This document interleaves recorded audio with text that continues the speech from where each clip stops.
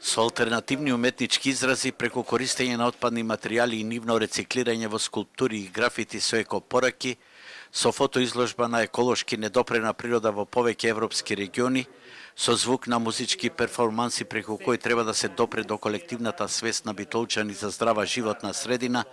денеска започнува тродневниот интернационален фестивал на младите, што го организира Сдруженијето Свест во алтернативниот простор од подрумите на Центарот за култура во Битола. Со учество на гости од 7 држави, младите го креваат својот глас против загадената Битола. Фестивалот има за цел подкревање на свеста на младите и општо на сите граѓани на општина Битола за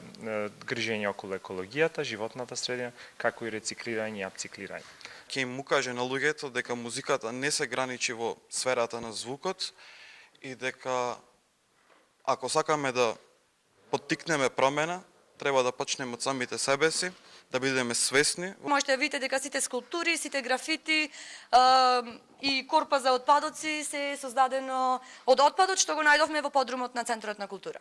Ова е една од ретките можности младите битолчани преку креативна и алтернативна уметност да ги упатат своите пораки до свеста на пошироката заедница, дека Битола е еден од најзагадените градови во поширокиот регион, со постојано пречекарување на концентрацијата на PM10 честичките, дури во летниот период, со расипана мерна станица во градското подрачје, а како најголеми загадувачи се детектирани фосилниот огрев и рек Битола.